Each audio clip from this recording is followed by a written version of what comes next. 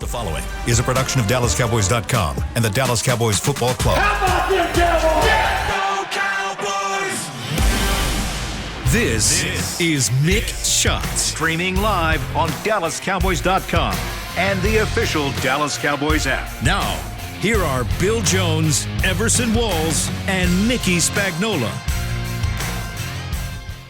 And it is high noon on the East Coast, 11 a.m. here at the Star in Frisco, and it's time for another edition of Mick Shots, starring Mickey Spagnola with Bill Jones and Everson Walls inside the SWBC podcast studio on a Kyrie Comes to Dallas edition of Mick Shots. Wow, good stuff there, William. So what was the reference to the time on the East Coast? Because I normally say it's high noon. Oh, yes, okay. It's a cowboy thing. And so now it's high cowboy noon. thing, Since we're on at 11 a.m. instead of high noon. We're on our no game season schedule. Somebody on the East Coast is listening.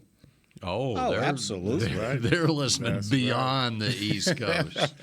They haven't got a chance to listen to us in a full week. That's right. And it's someone is listening to us where it is not high noon. It's not 1 p.m., 2 p.m. It's more like 4 or 5 o'clock in the afternoon. Are we that popular? Or 7. Yeah.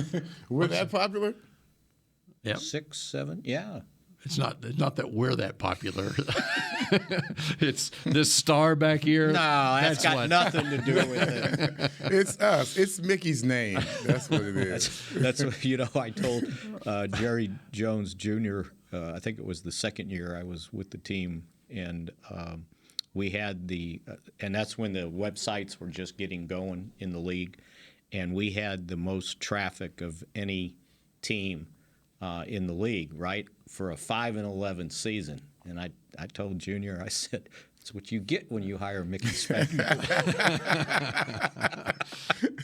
Had nothing to do with the Star. And they've believed it now for 21 years, and he's still you've been with us. sucking people for a long time, Spags. I got to tell you, man. And I finished that with telling him, I said, and just think what the traffic would be if you got a winning season, too. Yeah, they found that out. Well, where do we start? Gosh, there's a lot that goes on in a week, right? That's right. And so where do you want to start? Well, go with what's your feel? Let's go with Brian Shottenheimer. Let's go with Let's Brian. go with Saturday's news. Let's go with Brian. Breaking news on Saturday afternoon as the Cowboys announced that Brian Shottenheimer is the offensive coordinator. We start there on this edition of Mick Shots. To me, no surprise. I thought that was the natural progression of what they were possibly going to do since he'd been here a year, since he had been an offensive coordinator for 12 years and taking care of some pretty good quarterbacks, by the way, during his career. And just the reason he was probably here in the first place was the connection with Marty Schottenheimer, where Mike's first NFL job was with Kansas City, and I'm sure he knew him from back then.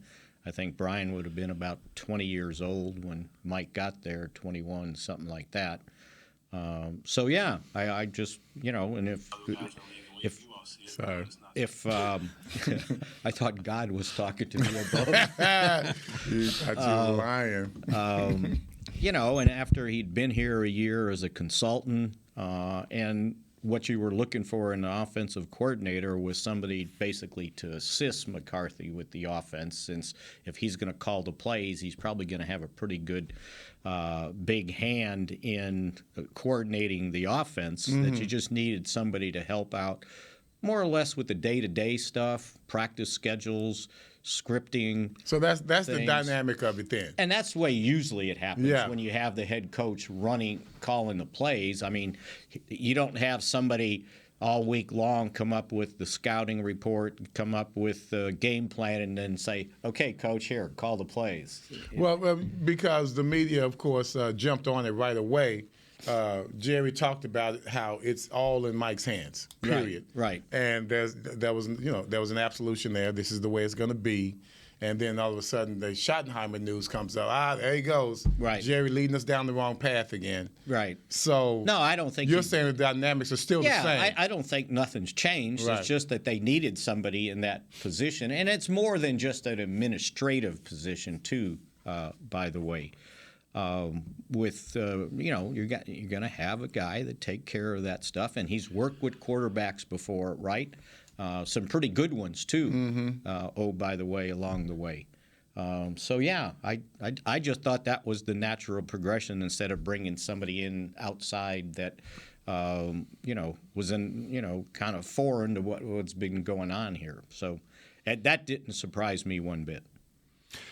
Sounds like you're ready to tell us what quarterbacks he has worked with in the past. Well, I see that. I thought that was going to be your job, Bill. No, I've got him. I didn't want to.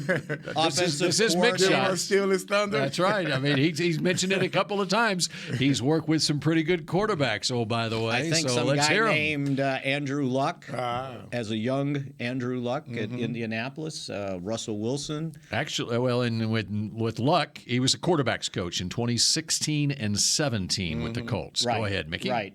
I'll fill in the blanks.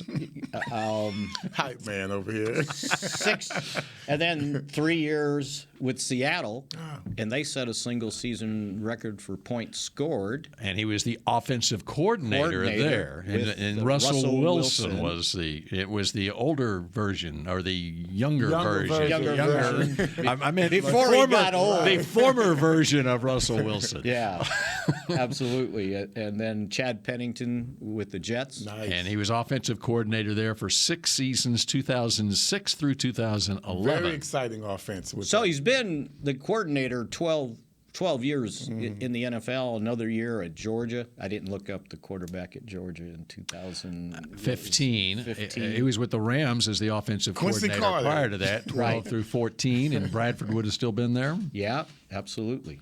Quincy Carter? The 2015. Yeah. Not back when Mickey was just starting. Not 2000. Not back in the 5 and 11 days. That's right. 2000. Mm-hmm. So he's done the job, and he's been here as a consultant, offense and defense, by the way, and been around. So it's like, just here you got a bigger office now. So I just thought that's what they would do. But we don't blame him for anything that happens. Because McCarthy's the play caller, right? Yeah, right. We're blaming McCarthy now. Before, we're blaming Kellen Moore for the offense, right? Now we blame McCarthy because he's a play caller. Well, that's what will happen. That's where outside. That's where our aim is going to be. For this season, right? Because no matter clearly McCarthy. No matter that you led the league in offense the year before, set offensive scoring record for the Cowboys, and then all of a sudden you got stupid. Come on, it's crazy. It is. I was just going to mention the fact that, there are only a few tweaks that need to be made in this offense if you're going to really look at it honestly without, all the BS that's going on out there. Oh, the Cowboys have all this and all that. This guy's not elite. Now, give me a break, bro. I started looking at the numbers and the games themselves. Of course, the interceptions this year, as far as our turnovers, that was different. That's never been our pattern. And so, to me, I look at it as an aberration for this year. But so you keep going back further and further and further. Yes, the playoff games we were disappointing, but throughout the season, domination. Didn't take the Chargers long to swoop him up, right? When we're talking about Kellen Moore, by the way, if you guys aren't keeping score with us. And I'll guarantee you he knew that Charger job was available and that they wanted him. And that was part of probably the mutual decision to leave. We talked about that last week. And you know what? And this occurred to me too.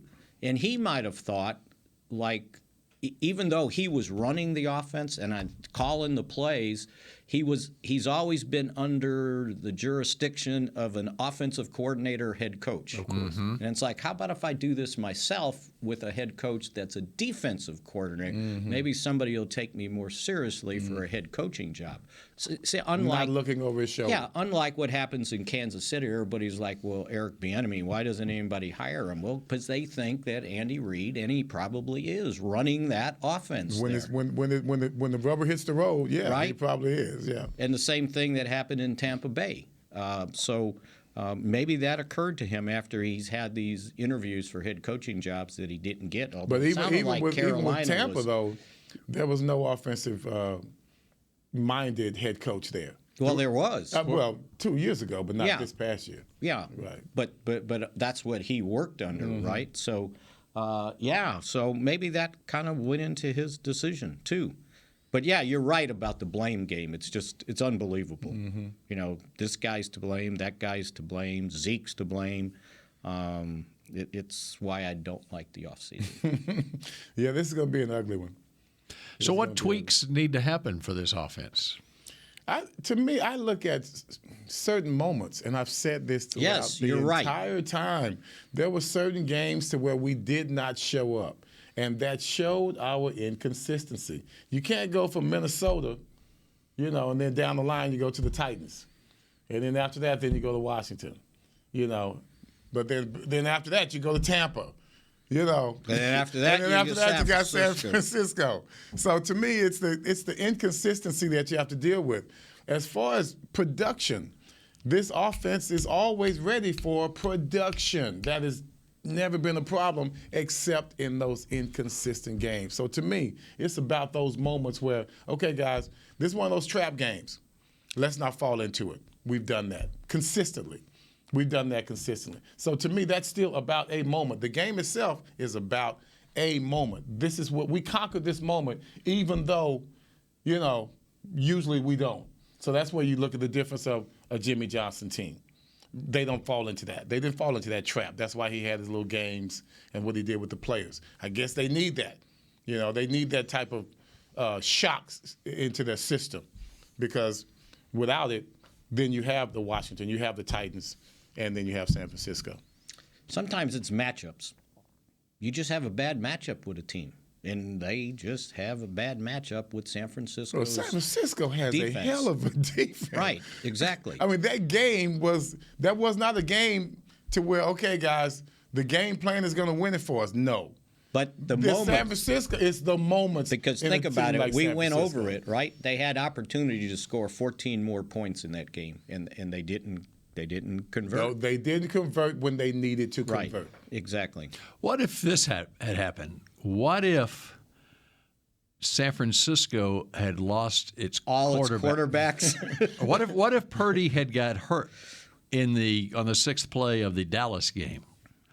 Would things played out differently? It surely would have. Could have won 12-10, maybe. It surely would have. I think their defense probably would have played us better, but better than they played Philadelphia. But I think we would have won the game. It's those. Look, in the San Francisco game, the Cowboys were a wide receiver short, in my opinion. It finally kind of showed up. When Michael Gallup has no catches, T.Y. Hilton had one catch, Noah Brown had two maybe. Everything else was CeeDee Lamb, and then you lost Pollard.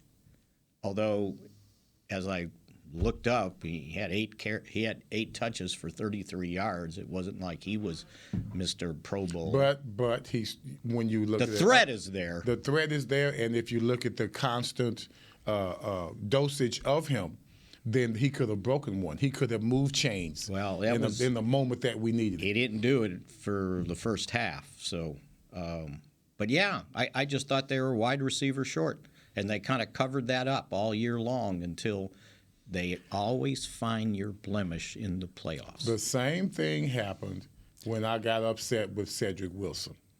You see, that we were talking about Cedric all year long, and I'm not just picking on him, but it's an example of how that position was short. You still needed someone that could make a play. At that time of the season, he was making plays, doing everything, throwing the ball, catching the ball, reverse, all of that.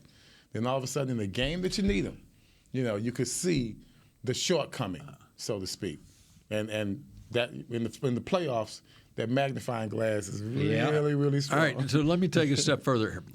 You would think it'd be a no-brainer if, okay, the other team loses their third quarterback of the season, Purdy, and now you're going with a guy who was on the Denver practice squad 4 weeks earlier, and you're in a playoff game, whatever. And, yeah, and I said, well, of course Philadelphia won that game. But I'm sitting there thinking,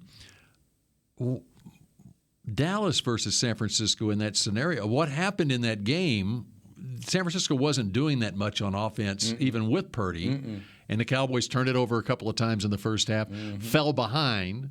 And the 49ers put one drive together, one 91-yard drive together in the third quarter of that game to get ahead, and then they could play from ahead, which was different than their game against Philadelphia. So you compare Dallas and this team that's representing the NFC in the Super Bowl this week, Philadelphia. What's the difference between the Dallas and Philadelphia team this year?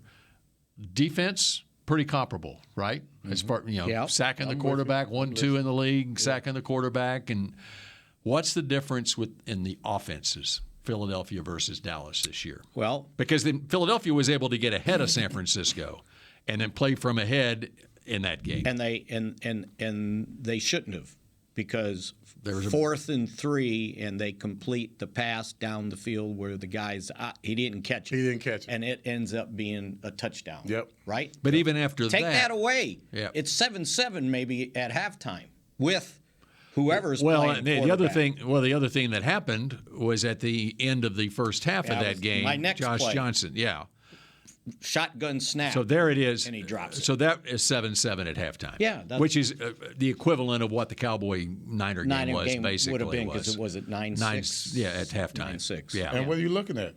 Yeah. Moments. Right. That's moments. Exactly. That's just it. But here's what Philadelphia was able to do. They were able to run the football against San Francisco. They sure were.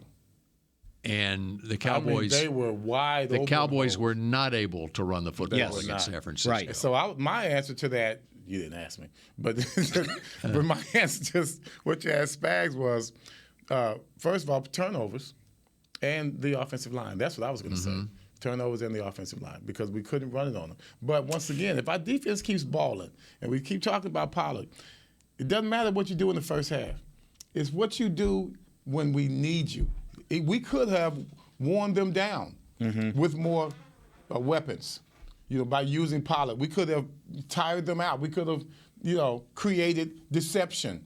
And then when the time is right, because that's what offense coordinators do, they set you up. As long as the defense keeps you in position, then I'm going to spring this play on you when it's time.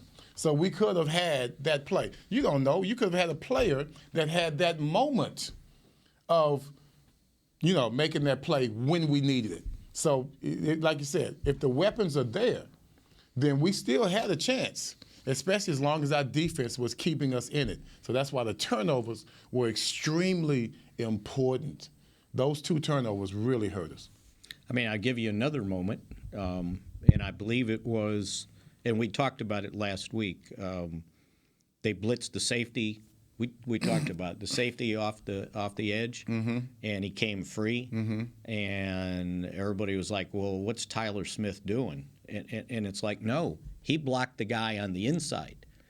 The running back, it was Malik Davis on that play. That's right. And he almost screwed up the entire. Well, he sure did because Dak was dropping back, and there was no play action, and he almost no blocking, and he almost ran into him. So I'm thinking, okay, you weren't supposed to be there. You were supposed to be outside. Right. But that was the moment, and then they, and it ruins a drive, and especially in a game that ended up 19-12. That's right. That moment was important. So, yeah. That's why this whole thing, and it comes up right away. Well, what's the difference? How far behind are the Cowboys from Philadelphia? Well, I really don't know. I would have loved to seen the third matchup. Yeah. Right? Well, the Cowboys beat them with they had a backup quarterback. Well, they beat the Cowboys with a backup quarterback, and they didn't score 40 points like the Cowboys did. Right. So I would have loved to seen that third matchup. All right. We're just getting started. Yes. On a Super Bowl week edition of Mick Shots, and we're back with much more in a moment. The Medal of Honor is our country's highest military award for valor in combat. More than 40 million individuals have served in the armed forces since the Civil War. Fewer than 4,000 have received the Medal of Honor. The National Medal of Honor Museum will be a place to preserve these legacies and inspire America. It's being built right next door to the Dallas Cowboys in Texas. Help us honor our country's greatest heroes. Learn more and get involved at mohmuseum.org. We paid how much for those lessons? Shh, she's doing great. Oh, yeah, totally. Can you pass me a Pepsi Zero Sugar? Great job, honey! Oh, look at that. That's not the end. No way. Now it's time for the encore. You know what? You're right. 5 times? Not enough times. For everyone who traded in rock concerts for their kids' recitals, you've compromised enough. Pepsi Zero Sugar. That's what I like. Nobody protects you from mayhem like Allstate. You hear that? I'm a torrential downpour. Torrential? What's that even mean? It means you can't see out of your windshield. And if you have the wrong car insurance, you might have to make it rain to fix your bumper. So switch to Allstate, save money, and be better protected from mayhem, like me. Based on coverage and limits selected, subject to terms, conditions, and availability. In most states, prices vary based on how you buy. Allstate Bar and Casualty Insurance Company and affiliates, Northbrook, Illinois. What do you call a group of grown men and women with their faces painted silver and blue who get together every week to share a 3-hour-long ritual of jumping, singing, and toasting Miller Lite in 10-gallon hats while yelling, "How about them Cowboys?" You call it Miller Time in Dallas. Here's to the Cowboys. Here's to the original light beer. It's Miller Time. Celebrate responsibly. 2021 Miller Brewing Company, Fort Worth, Texas. Back to Mick Shots. Cape Post Roofing and Waterproofing, proud partner of the Dallas Cowboys. From corporate homes to your home, have your roof checked by choice, not by chance. Call now, 214-225-4860, and that would be capepostcompany.com. All right, Mickey, in the first segment, talked about Brian Shottenheimer's quarterbacks he's had through the years. It's a who's who of quarterbacks that he's had. Yeah. NFL stops. He did mention he was at the University of Georgia as the offensive coordinator in 2015. And producer supreme Chris Beam has come up with the name of the Georgia quarterback in 2015. And I don't think, unless you're a Georgia Bulldog fan, you would have come up with the name Grayson Lambert. Maybe that's why he was only there 1 year. He was there 1 year, transferred from... Don't have any quarterbacks. From Virginia. Yeah, that's right. And he was a transfer from Virginia who wound up at Georgia in 2015 and 16. And he then became a draft pick of the Texas Rangers baseball club. Wow. So there you go. Now you know the rest of the story. Those old quarterbacks that go play baseball. Yes. Did you watch any of the Pro Bowl? I did. Yesterday. You did? I did. Did you guys not watch it? I was I'm afraid with you, Bill. I'm with you, Bill. I was afraid you guys were going to talk about it, so I said I better be. am not talking about that stuff, man. I watched it. I watched a play. 3 hours? You watched it for 3 hours. It was a beautiful day in Dallas-Fort Worth yesterday. I walked outside every once in a while. Yeah, it was. Mickey, we were iced in for like 3 days last week. And then on the weekend, we've got this beautiful weather. I mean, it couldn't have been any better on Saturday and Sunday here. So what did you do and outside? You're sitting there. What did you do outside? You're sitting there for 3 hours on a beautiful Sunday afternoon watching flag football. Come on, man. You know they did more hitting in that Pro Bowl. Yeah, that's right. Did you see Did you see the hit Jalen Ramsey? Yeah, what is happening here? On Twitter. Give me a break. I watched the highlights on Twitter. But it wasn't just flag football. They had kicking. They had deep snapping. They had quarterback. I didn't watch. Let me ask you this. Okay, how did you spend your Saturday? Or your Friday night? Friday night. Did you watch the NHL All-Star Skills Competition? I taped it. Have you watched it? Not yet. Okay, but you are going to watch it. And I taped the NHL All-Star game too. I started Which was watching Saturday afternoon. Some of the 3-on-3. Yeah. Okay. Yeah. No, I ran Saturday. It was From what? From bad health. That's right. what. I can't believe you guys didn't watch it. The flag football thing was actually pretty good. You know, I would say if there was an alternative to flag football, to Pro Bowl and what we've seen in the past, this would be, if I'm going to watch it, it'd be flag football because I watch my little nephews play flag football all the time. Right. And that's kind of what it's like. So I got to tell everybody that CeeDee Lamb had 2 touchdowns and an extra point, and the play of the day, though. And then Trayvon Diggs had the interception that he returned. Wait, who did he pick off? Off his brother. Yeah. Stephon. Yeah. You buried the lead there. Well, all right. Yeah, that was exciting. Not only did he pick him off, he outran him too. By the way. Oh yeah. He made it to the end zone. And it looked like it was very close. Yeah, there. I don't think. Did they review it? No. They should have reviewed a lot of things because when Diggs had the touchdown, he was out of bounds. Oh, okay. He stepped out of bounds. They didn't have replay in flag football. Plus, they had flag football referees that were really intimidated by it, even if it was professional flag football. Really? Oh, yeah. They had some little guy about my size that was the head referee, right? And it's like, the guy stepped out of bounds. That guy is a referee in the Pac-12. Well, then I got hope. They said he was a flag football referee. But he's a Pac-12 referee. All right. Well, good.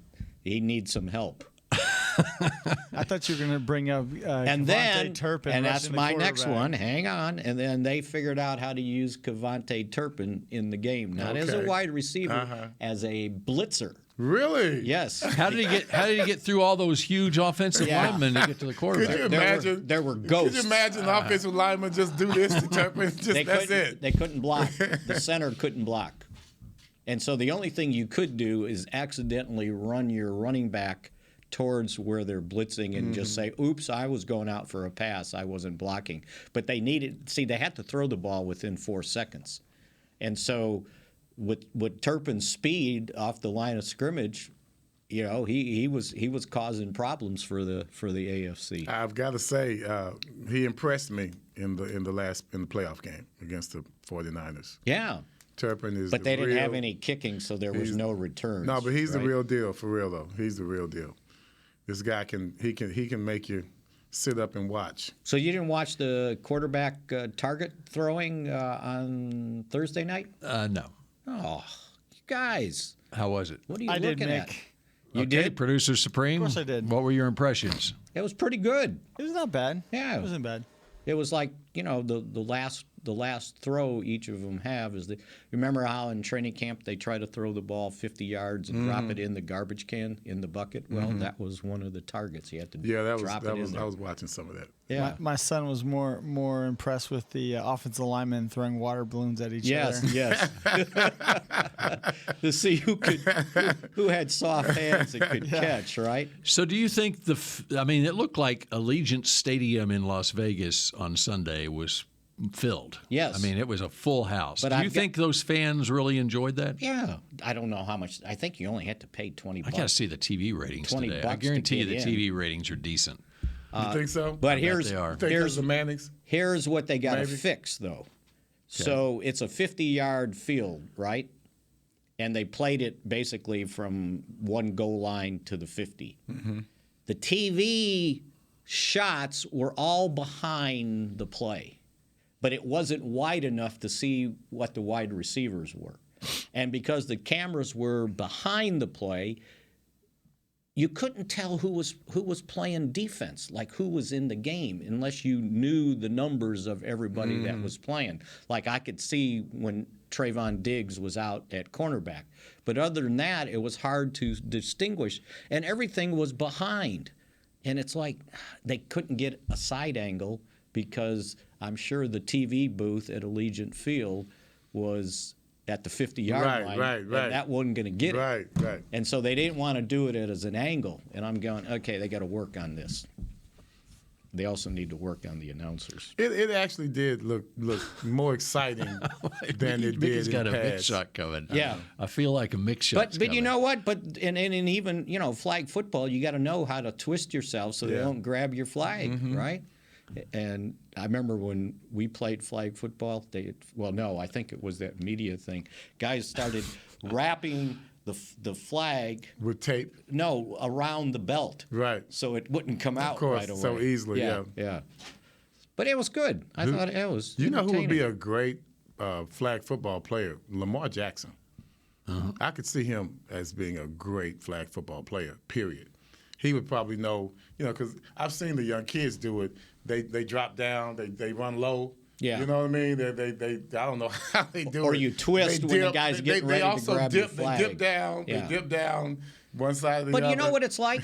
I mean, it's like the high school 7-on-7 thing in the offseason. Yes. That's what it is. Sure. My nephew does it. My nephew does this stuff. No, he's pretty damn good. Yeah. Yeah. So I thought it was worth watching.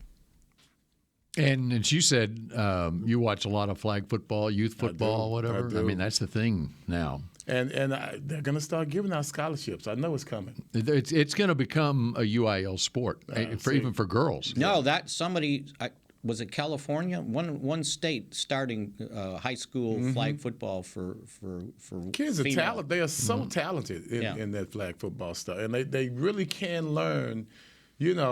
The new system that's around now. Everything's pass happy now, but really, kids learn how to run routes. They learn how to, route combinations and things of that nature, how to set up a defense. It really is good as far as the beginning stages of knowing how to run an offensive scheme. And then they came up with some clever plays of throwing the ball out to the running back to buy time. Yeah. And then the running back could throw it back to the quarterback and then throw it downfield. Oh, now see, so that got away from the 4-second. Okay. The 4-second deal. Okay. Yeah. Nice. Yeah. Interesting. So you're telling me I should have watched the Pro Bowl go back. yesterday. I'm sure you've got it taped somewhere. Just go watch. They seem they hustled more. No, they did. Football. They tried. You put pads on. Well, there was a lot at stake here. Chilling. And I mean, the winning team, 40,000. the players on the winning team got $84,000, and the losing team got 42. 40. So there was $40,000. And there was contract. arguing going on, and it was great to hear Peyton. What was your signing bonus? $1,500. And it was good to hear Peyton and Eli calling the plays in, or they call timeout and they get in the huddle and Eli go, okay, what do you want to go? Well, let's go 3-1, 3 to one side, 1 to the other, and run this and that.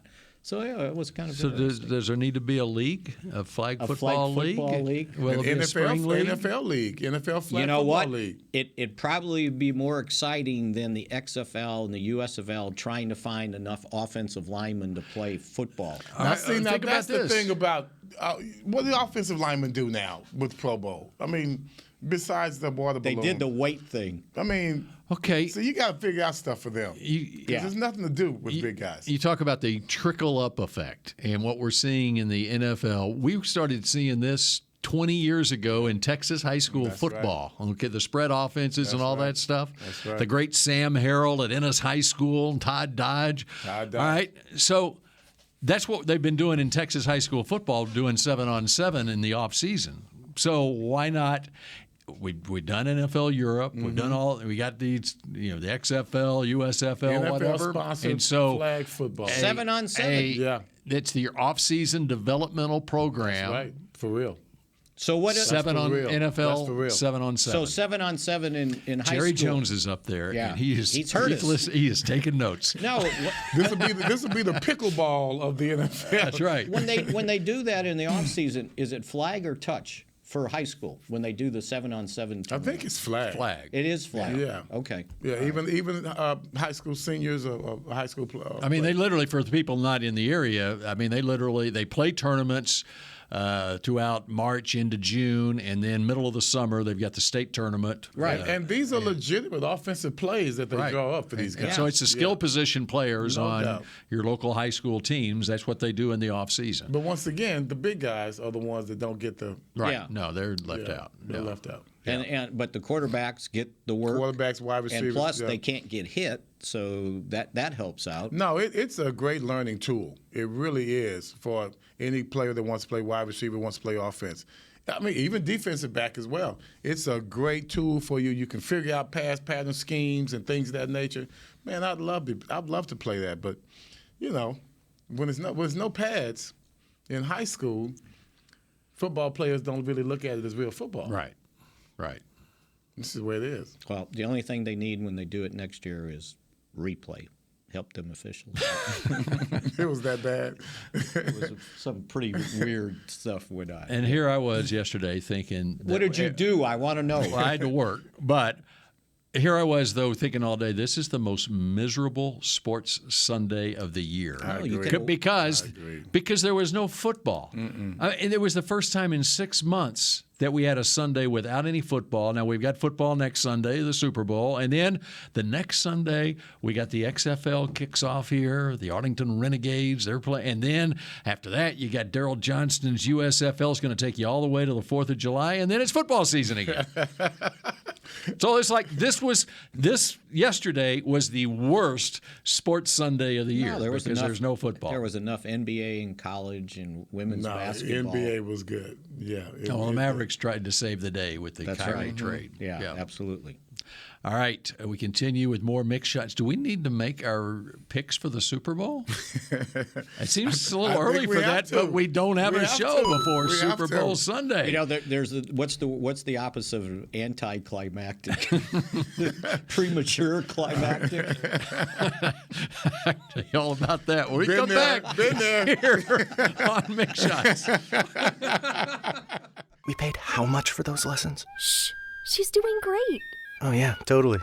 Can you pass me a Pepsi Zero Sugar? Great job, honey! Oh, look at that. That's not the end. No way. Now it's time for the encore. You know what? You're right. 5 times? Not enough times. For everyone who traded in rock concerts for their kids' recitals, you've compromised enough. Pepsi Zero Sugar. That's what I like. Nobody protects you from mayhem like Allstate. You hear that? I'm a torrential downpour. Torrential? What's that even mean? It means you can't see out of your windshield. And if you have the wrong car insurance, you might have to make it rain to fix your bumper. So switch to Allstate, save money, and be better protected from mayhem, like me. Based on coverage and limits selected, subject to terms, conditions, and availability. In most states, prices vary based on how you buy. Allstate Bar and Casualty Insurance Company and affiliates, Northbrook, Illinois. The Medal of Honor is our country's highest military award for valor in combat. More than 40 million individuals have served in the armed forces since the Civil War. Fewer than 4,000 have received the Medal of Honor. The National Medal of Honor Museum will be a place to preserve these legacies and inspire America. It's being built right next door to the Dallas Cowboys in Texas. Help us honor our country's greatest heroes. Learn more and get involved at mohmuseum.org. The season is finally here. For months, we've been gearing up to win. Now it's time for the team that performs on any field, United Ag and Turf. With John Deere zero turns for mowing, compact tractors for loading, mini excavators for digging, Gator utility vehicles for hauling, implements for grading, hay tools for baling. United Ag and Turf, for winning. The official Ag and Turf equipment supplier of the Dallas Cowboys. Visit UnitedAgAndTurf.com for more. Back to Mixed Shots. Just steps away from the Dallas Cowboys world headquarters in Frisco, visit the Star District, your destination for excellent dining, premier shopping, and exciting events. Visit stardistrict.com for more information. You know what I miss? I miss Stampede. The Cowboys fight song. You're going to have to wait. You might have to. I was going to say, we won't be having much music on here until... Yeah. Maybe have a great draft and then we'll play it. He needs that recording and play in the car when he's bored. Yeah, we're not going to. The reason why I thought of that because talk radio. One of the lines I already am. So I am. what made me think of it was the one line in Stampede where the Cowboys are the class of the senior pros, bowl, right, the Senior Bowl, right? The Senior Pros. And for weeks, I thought they were talking about the Senior Bowl. Actually, the highlight of the Senior Bowl was Jerry and Steven talking, probably more than anything. Drafting a quarterback.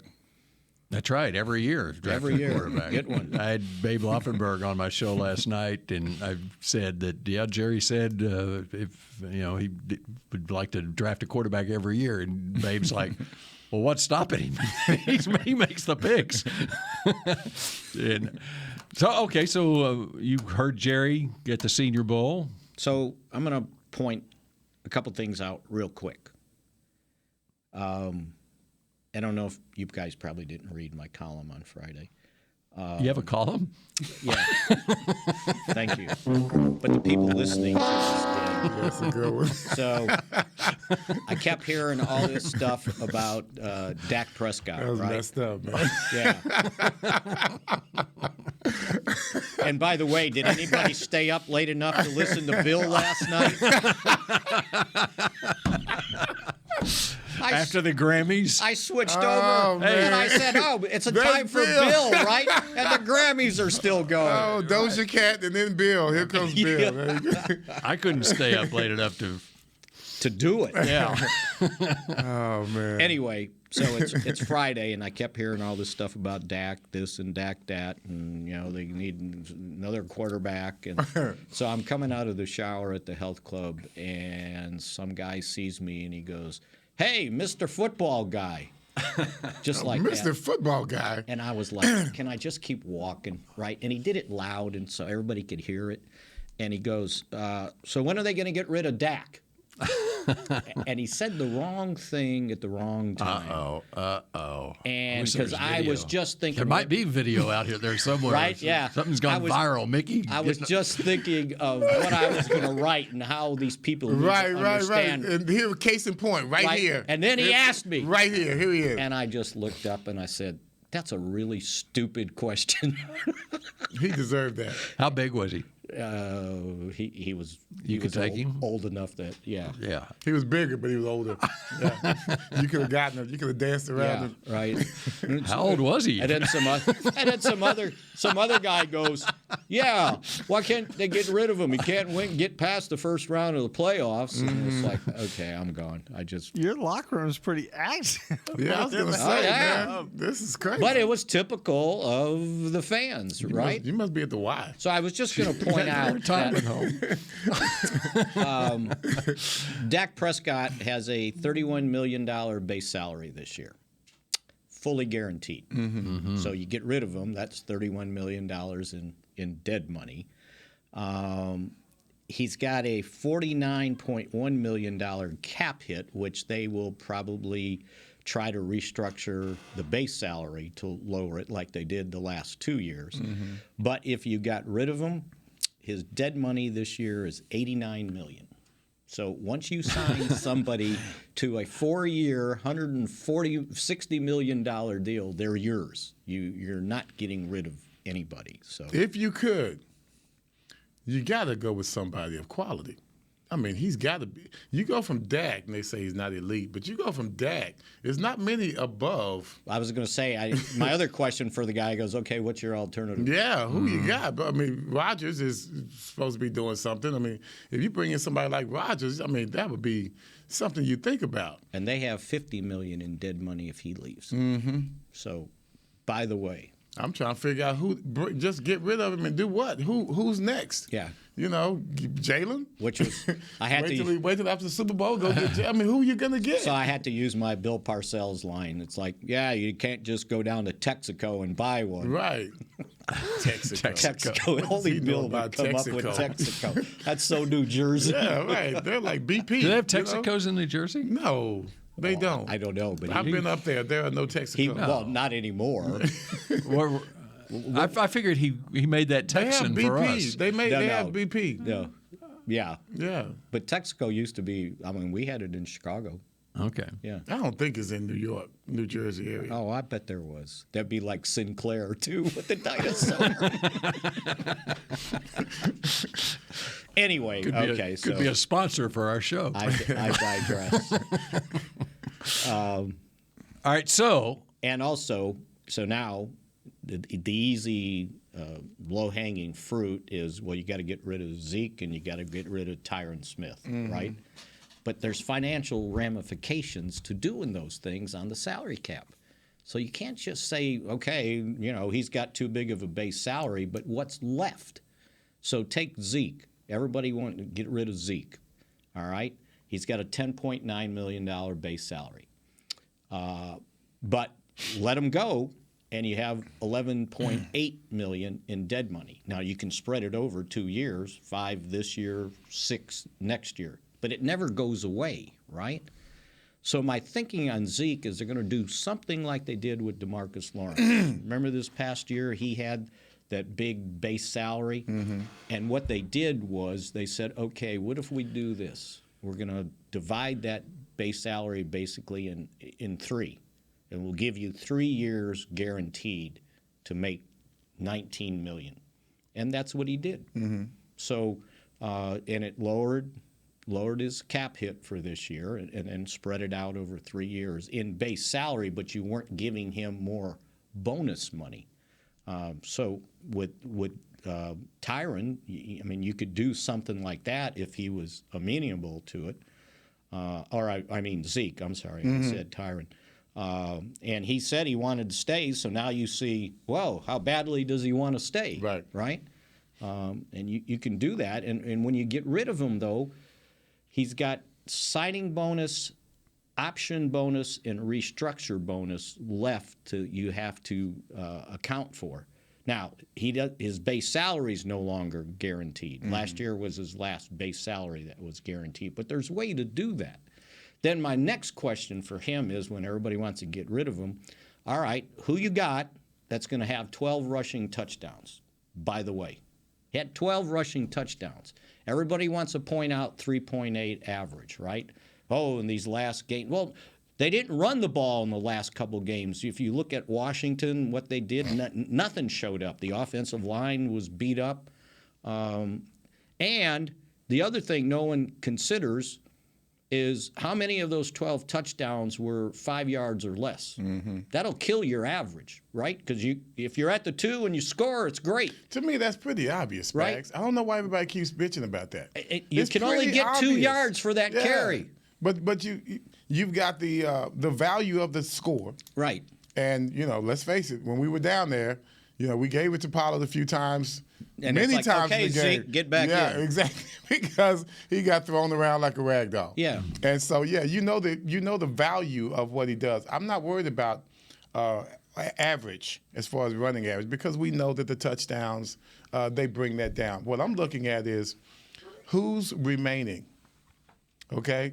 You have Pollard coming back. And I don't know, guys, about this surgery. Does that mean Pollard, just because he's having surgery, he's going to automatically come back better than ever? I mean, I thought we were talking about 2 different instances on the same leg. Right. So that just doesn't seem that doesn't give me much confidence in how Pollard is coming back. He may come back and be amazing as ever. The surgery you may have to go sign perfect. him, by the way, because he is a free agent. And we still haven't signed him. Yeah. So and now you got Malik Davis. You want to use that $10 million on Pollard as a franchise player. And you got Malik Davis. Right. Who is a really good player. I think he's a really good player. But, of course, experience matters right now. Yeah. Exactly. So, okay, if Zeke goes, what do you have left? Are you going to use a first-round pick on a running back? That's what I was asking. That's where I was headed. Second, third? Is somebody out there? Oh, you could probably make a trade for a veteran. Right. You can make a trade for a veteran, a good running back veteran, because a lot of good running backs out there. Would you like to hear the distance of the Ezekiel Elliott touchdown runs this year? I was just going to look it up, but since you've got it. Okay. He had 12 touchdown runs, right? I think he had 1 for 14 or something. Yes. Like that. He had, here are the yardage on them. 1 yard, 14 yards, 1 yard, 1 yard, 1 yard, 1 yard, 6 yards, 4 yards, 2 yards, 10 yards, 1 yard, 1 yard. So he had 7 1-yard touchdown runs and 1 2-yard touchdown. I wonder how many were on second and third down. to where Right. we really need this. Like you got to have Yeah, it, we right? got to have this, especially on third down, So- third and fourth down. So those are 8 carries eight for carries. 9 yards. Yeah.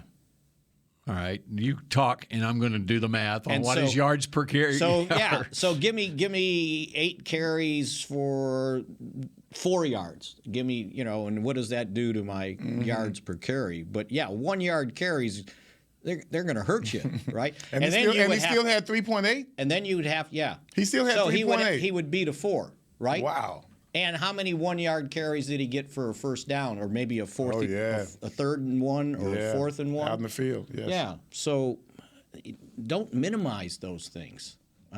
But what happens is everybody wants to make the argument very easy, like you just have this box and you put a bow in it, and you don't look inside the box to see why this all happened. Mm-hmm. So you got to be careful. Yeah, 8. What'd you get? We just did this whole thing on. Just imagine what his yards per carry will be if you take out the touchdown runs of 1 yard. All right, his yards per carry without the touchdown runs of 1 or 2 yards was 3.8, right? Mm-hmm. Well, his 3.88. 3.88. See? 3.88. 3.887. It makes a difference, So he went all the way up from 3.8 to 3.9 now. We got your back here, Zeke. See, we got it. Analytics, baby. Well, what if those carries were 4 or 5 yards? Okay. Wait, how are you going to make them 4 or 5 yards? All right, so we're going to wait a second. I want to take 8 carries. We're going to give him his average. Give him his average. Yeah. Okay, wait a second. Hold on. It'll get it to at least 3.9 or 4. All right. Oh, that's a good. We're not going to make point. 4. Good. We're not making 4. We're not making 4. I'm a good math guy. We're making chicken salad out of it. Ron Springs. That's a good Ron Springs line right there, buddy. That's a good Ron So we're Springs taking line. those 8 carries, and we're going to add. We've already got 1 yard on them. We're going to add 3 yards to them. So that's 20. We're going to give them 25 more yards rushing. All right. So that'll get them. That'll get them to 900. That'll get them to yards. 901 yards divided by the same amount of carries, which is 231. 901 yards. And that'll get them to 3.9. See there. We will not. But make imagine 4. what if they went for 5 yards instead of. Or what if he broke one for 14? What if he had one 90-yard touchdown run? What would that do to it? That's right. That would kill him. Mm-hmm. That would kill him. He would not just put it in context. He would not play the next game.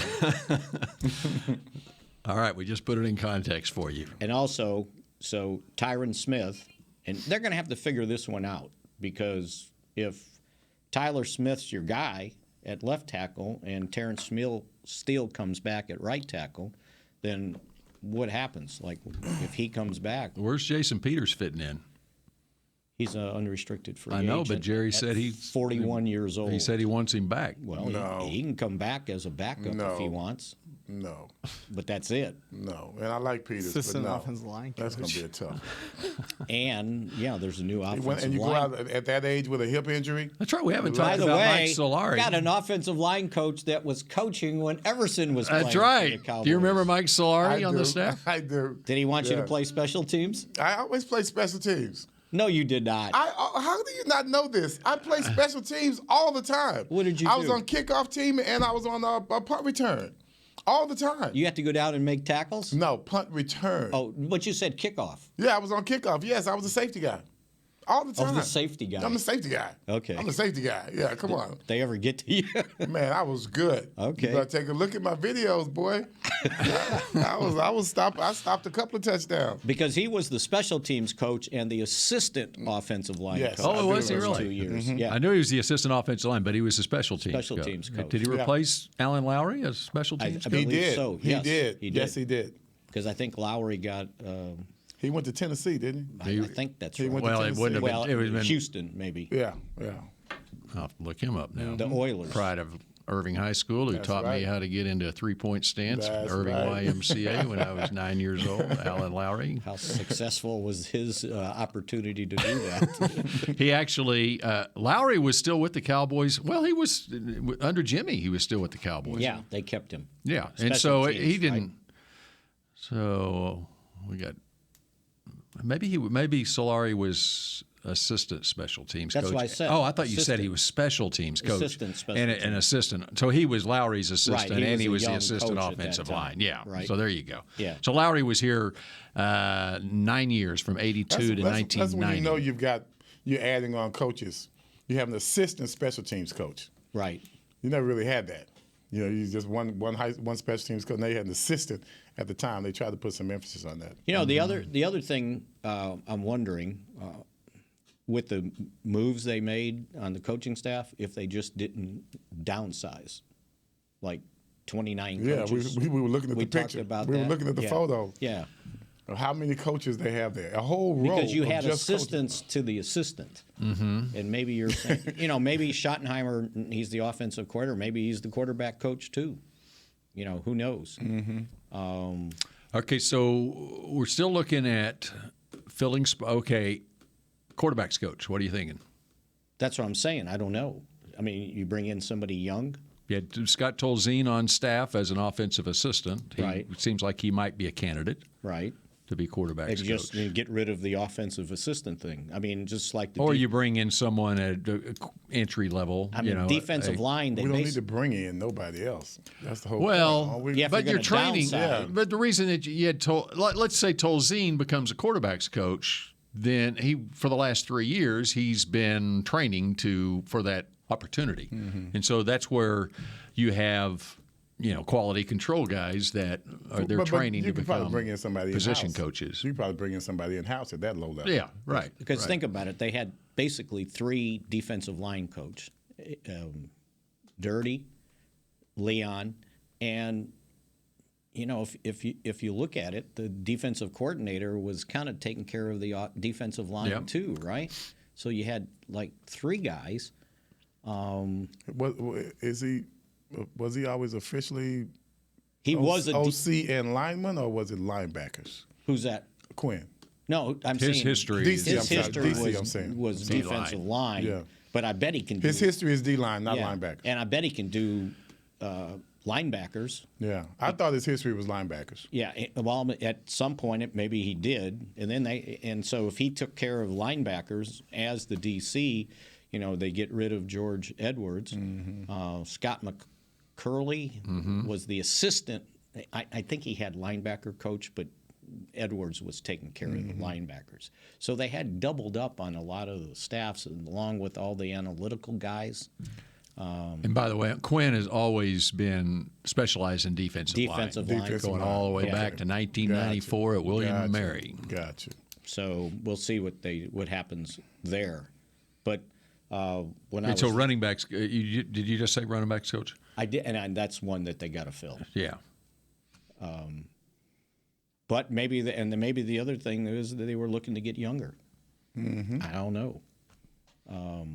But they would have to bring somebody in, I think, for that. So, yeah, it's not like, even, I was going to say, well, they got younger at the offensive line. Well, I don't think they did, right? Philbin was about the same age as Solari, right? Solari's probably maybe older. Yeah. So, it'll be interesting to see what they do. And Solari has a history with McCarthy as well. Yeah. So that they were 1 year together at Green Bay. So it'll be interesting seeing how this. But you know what? There's probably coaches on staffs where the head coach is gone. Are we down to? Did somebody get hired? Who just got hired? Did Arizona hire? They down to 3 candidates. 3 candidates? Mm-hmm. All right. So their staff's probably on hold right now that you can kind of pick and choose. Oh, I know what I was thinking. The defensive coordinator at Denver ended up taking another job. Peyton, I think, interviewed him. So, it'll be interesting to see what happens with the rest of the staff as they go along. Okay, we've got our final 2 minutes to talk Super Bowl that's happening this week. Tell me who's playing for Kansas City. Are there wide receivers going to be in this game? Do we know? Because they were down to If you have Mahomes as a quarterback, bare bones. It doesn't matter who's a wide receiver. He'll just shuffle it to somebody. He makes a difference to me. And especially when he lost Hill, he really took it upon himself physically to do more. You know, I've seen him make some plays at the end of the game, even the Houston Texans overtime. He was balling in that one with his legs. You know, I'm impressed with Mahomes. But I still think, I guess because I'm NFC East, I think the Eagles are going to win it. Do you recall who you picked at the beginning of the season, or did you make a pick at the beginning of the season? I'd probably say Cowboys. Yeah. I don't remember. I picked the Kansas City Chiefs at the beginning of the season. I didn't remember that until this past week. After I picked Cincinnati to win the AFC Championship game over Kansas City, then someone pointed out to me, you picked Kansas City to win it all at the beginning of the year. Oh, okay. I was covering myself both ways. So I'm going to pick Kansas City to win the Super Bowl. I think I picked Cincinnati. I don't remember who I picked in the NFC. I don't trust Mahomes' leg. I think that Eagles defense is they're gonna be after. You don't want to be hobbled going up against that defense. That's exactly right. Maybe I picked Green Bay. So your pick to click is? Pick to click. You're picking the Eagles to win. Eagles to win and Graham to have a great game. Okay. And you got a score? You gonna write them down so we can review it on Monday? I sure can, but I'm gonna go with probably 30-23. 30-23 Eagles. And you're going with Brandon Graham. Brandon Graham. He always seems to make a difference. Always. I will take Kansas City, Patrick Mahomes, 31-27. And I'm going, and you have a pick to click? You Mahomes. Patrick Mahomes? Okay. I didn't know you could pick a quarterback. Are we not allowed? Pick one every week if that's the case. And I am going with Kansas City, and it's going to be an exciting What did I say, affair. 30-23? 30-23. 30-23. I forgot to fill up my tank, so I'm going to have to just go off my brain here. 30, what do you have? 31-27. I'll go 35-31. Kansas City wins 35-31. I like this Pacheco. Yes. Man. I'm going with Pacheco as that my kid there, boy. pick to Now click. that 35-31's that's bad score. Why? That's what I picked the Cowboys to beat San All right, Francisco. I'm going to go. Let's do. I'm going to change my score. 37-34. There you go. Harrison Butker gets the field goal to win it. But Isaiah Pacheco is my pick to click. So, all right. Okay, Pacheco for you. Uh-huh. All right, and who was yours, Spags? Mahomes. Oh, please. Yeah. Oh, please. It's going to be the difference in the game. I can see it. Do you want to get one from Producer Supreme? Producer Supreme? Yeah. He's Super Bowl? asleep. Super Bowl pick? He said he's asleep. Oh, God. Yeah. I'm ready for lunch. Let's see. We'll go. That's a hint. We'll go 42-35. Who's going to win? Ooh. Damn, Philadelphia. And who's your pick to click? I'm going to go with A.J. Brown. Oh, okay. That's a good one. So. All right. So let's close here. What time did you finish? What was it again, Chris? 30 what? 42-35. 42-35. Damn. What time did you finish last night? About 11:52. 11:52. He's ready to go to bed. I was going to give you 12 hours ago. I was going to give you till 11:30, and then I said, "No, that's it. No. I'm out." Yeah.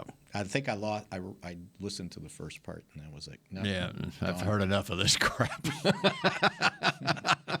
All right, that does it for this edition of Mick Shots, and we will be back next Monday. After the Super Bowl. After the Dallas Texans win the Super Bowl on Sunday. Have a great week, everybody. Dallas Texans. Go Cowboys. This has been a production of DallasCowboys.com and the Dallas Cowboys Football Club. How about this, Cowboys? Yeah!